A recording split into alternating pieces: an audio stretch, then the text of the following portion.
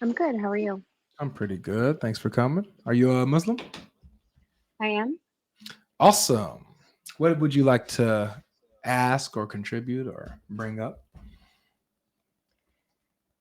So lately, I've been watching a lot of these debates and your show and other Muslim shows like the Muslim Lantern and a Mhm. few others. Um, and like the previous caller, I have questions as well. Something you mentioned, um, if you could pull it up, it was a Hadith Qudsi where Muslims don't believe Paul is a prophet or a prophet at all, but there was a Hadith Qudsi and something Paul wrote, I think in Corinthians, Mhm. and they were verbatim. Yes. Yes. Could you possibly bring that up? Yeah. Give me 1 second. Uh, no, I have seen or ear has heard. Okay. Yes. So we have. Let me share it like this, and then let's do. No.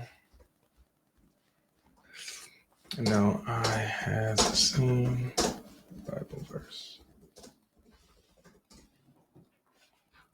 All right, there it is. So First Corinthians chapter 2, verse 9.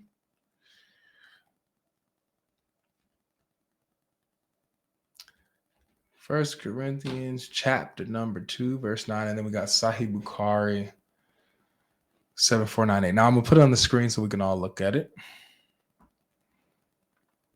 First Corinthians 2.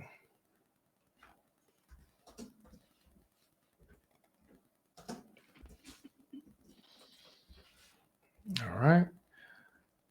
So that's that right there. And then, okay, so let me do this. Let's share screens like this. Do it this way. All right. You can see that? Yes, I can. Okay. All right. Let me actually zoom in on the left part. Let me zoom in. Here we go. Okay. So over here on the left, we have Sahih Bukhari 7498. It says, narrated Abu Huraira, the Prophet said, Allah said, I have prepared for my righteous slaves as no eye has ever seen, nor an ear has ever heard, nor a human heart can ever think of. And over here, we see where this comes from. This is Paul's writing, 1 Corinthians chapter 2, verse 9.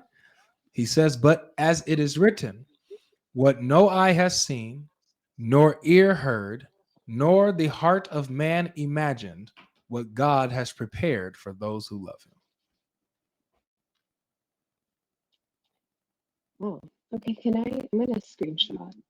Yep, yep. Take a picture of it. Okay. So I will be short today, but the other thing I wanted to ask because Hold on. this One, one, one, sounds. 1 second, my sister. There's some feedback coming from your mic. Are you using headphones or something? I am. Should I take them off? Yeah, try to take them off. Let's see how it sounds. Okay.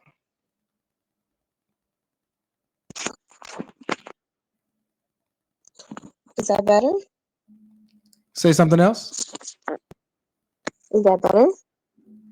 Mm, it's slightly. Let's try it. Let's see how it goes. So you said you're gonna be short. Right. Yeah, so Yeah. that was when was that written, Corinthians? Corinthians is written, I think, in the 50s AD. In the 50s. So like 600 years before the Hadith. Well, the Hadith comes 200 years after. Even like right with Eight, Bukhari yeah, especially. yeah. So 800 years before the Hadith. Okay. And Hadith Qudsi are supposed to be direct wahi to the Prophet. That's right. So I'm wondering why Allah puts the words of Paul onto Jibril and then to the prophet. So that's something I'll have to look into. And the other thing that kind of bothered me, if you could help, was something caller had brought up a while ago about the um, how the Quran's, I guess you guys say, gets the family of Mary wrong, Miriam. Yeah. Hmm. Can you elaborate? Yeah. So chapter 3. It's been a long time since I ran this argument, so I might be rusty on it. But so I think it's in chapter 3. The father of Mary is Imran, right? And Mary, or she's Miriam in the Quran. Uh, she's also the sister of Aaron, and Aaron is the brother of Moses, right? Now, here's the point. In the Torah, Moses and Aaron are brothers. They have a sister. Her name is Miriam. So, and their father's name is Imran. So the Quran mixed up Miriam, the sister of Aaron and Moses, with Mary, the mother of Jesus. And when you ran this argument, what were some like reasons? Because I'm What's not that? gonna lie, Yeah, go ahead. I have yeah, it's doubtful lately here. Yeah, so their reasoning is, and there's a hadith. They use a hadith to answer this. There's a hadith that says, like, there's some people that came to Muhammad and asked him about this, and he's like, oh well, it's okay because actually, you know, this was actually a tradition amongst these people that they would name their daughters and their people after pious people from the past. And so he's saying that that's what this is. So don't worry about it. It's just that Mary is named after Miriam in that lineage. Okay. So they would name their descendants after, after their predecessors or whatever.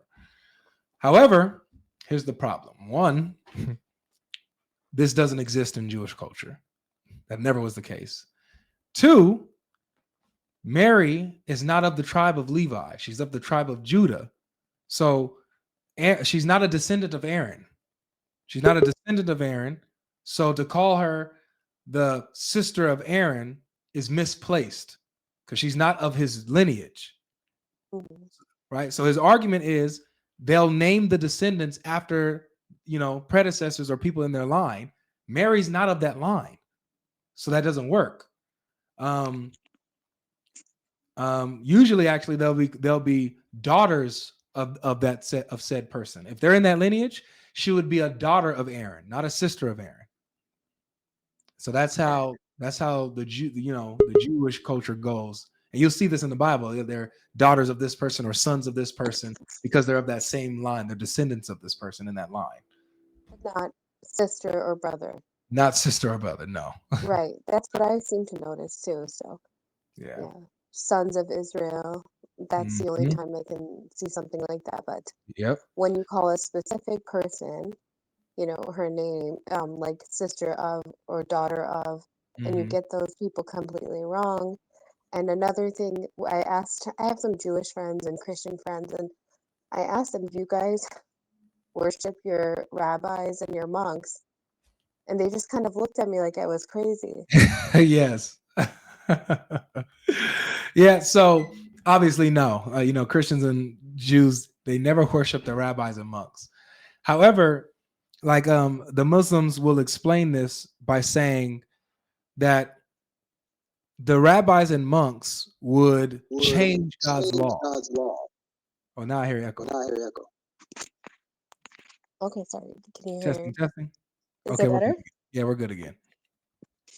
Okay, so their explanation is that the rabbis and monks, they changed God's law. So if God's made something halal, the rabbis and monks made it haram, changed it to haram, or vice versa.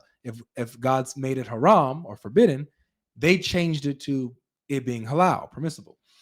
So in that way, that's how they worship their rabbis and the monks, or make their rabbis and monks lords besides Allah, because they're putting them on the same pedestal as Allah when it comes to rulings. That's how they explain it. Okay. Yeah, but and what it says directly, they worship the rabbi and monk. Yeah. Did they go to a tafsir for this or Yeah, they'll go to Ibn Kathir, and Ibn Ibn Kathir? Kathir will bring up a narration, a hadith, where this is brought up to Muhammad, right? And so he says, he's like, did the monks make haram what was halal? They'll say yes. And he says, did the rabbis and monks make halal what was haram? And they will answer yes. And he'll say, that's how they made them their lords besides Allah. Hmm. Yeah. Okay, interesting. I guess that's the two things I wanted to ask today, and Okay. you can take someone else next, but thank you for answering. For sure. You're welcome to come anytime. If you have more questions, if you want some clarity on Christianity, some concepts in Christianity or something, definitely. Or if you want me to flesh out an argument I usually bring against Islam that you might be wondering about, I'm all open ears, open doors. Okay. Okay. Yeah, I'll think about it. I'll write things down, and so I'm not so flustered, and Yeah, I will be back. for sure. All right. Take care of yourself. Okay. Thank you.